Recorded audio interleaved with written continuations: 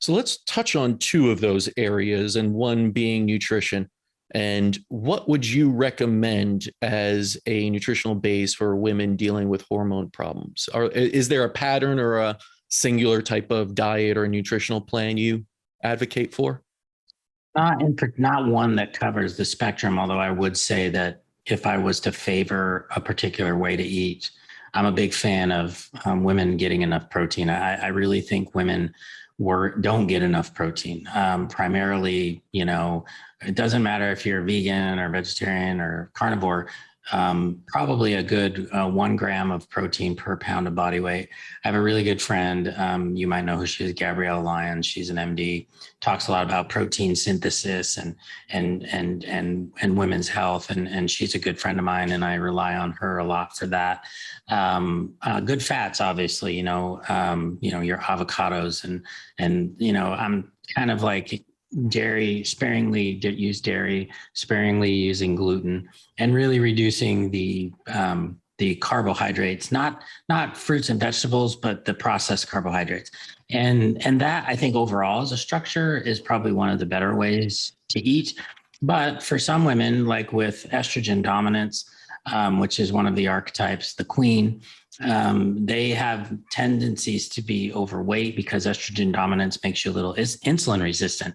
So for them, I might recommend that they eat more keto for a while until we can burn through some of those fat cells and make their insulin work better. So each of those has its own little caveats, but overall, yeah, higher protein, high fat, high good fat, and low processed carbs. That for me, overall, I think is a good way to do things.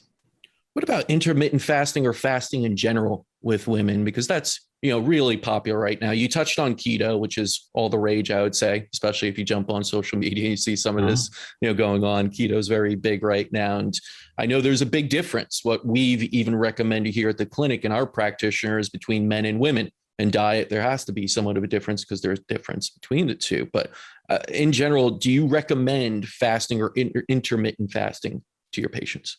A lot. Yeah. And usually it's in that same category of patients that are more interested in weight loss. Now, for some folks, intermittent fasting can be an additional stressor. So if they're low in cortisol and their body's already stressed out, I may not recommend that they withhold things. And I tend to use my friends, like I talked about earlier, as references too. I have a couple of really good friends, Stephanie Estima, who wrote a book called The Betty Body, and Will Cole, who wrote Intuitive Fasting. And they really get into intuitive fasting. There's a new book by Cynthia Thurlow coming out on intermittent fasting, and she's done a TED Talk on that.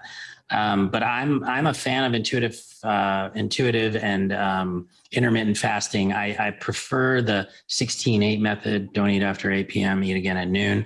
But some people can't do that. So if you can do 12 and 12, that's fine too.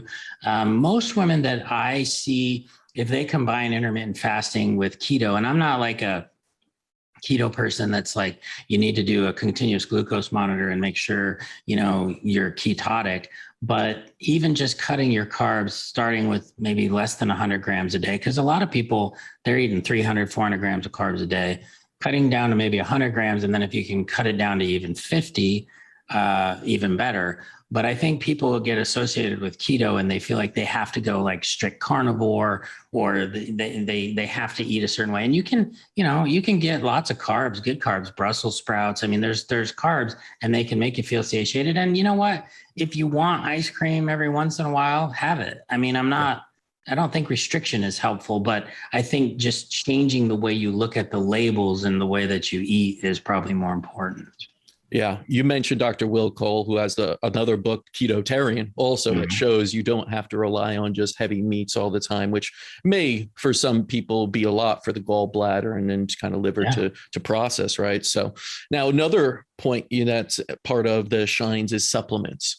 And I feel like people are just on massive amounts of supplements and sometimes overdoing it. We see patients come in with almost garbage bags full of what they're recommended or read about. And I think, too much is never a good thing of anything. So what are your kind of go-to? What would you tell women that are patients of yours? Of course, it's going to be personalized, but maybe let's go with the patterns. What are your favorite supplements? I have three that I think pretty much anybody should be on or could be on. Obviously, vitamin D. Most of us are deficient in vitamin D.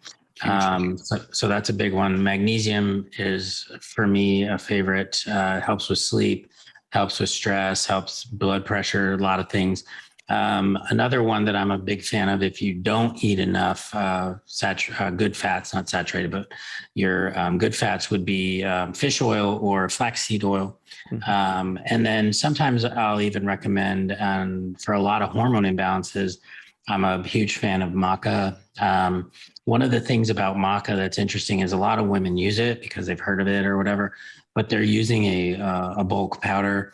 I'm not a huge fan of the bulk powders just because you just don't know what's in it.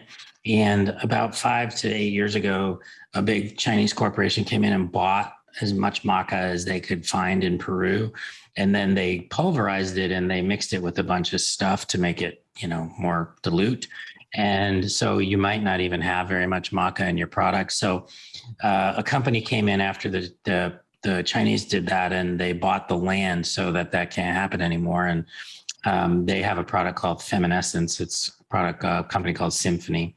And I will recommend their product for most hormone imbalances. I get a lot of women with polycystic ovarian syndrome or whatnot that will start ovulating again just by starting maca. Maca will also help with some of the symptoms of like estrogen deprivation with menopause and like hot flashes and mood swings and things like that.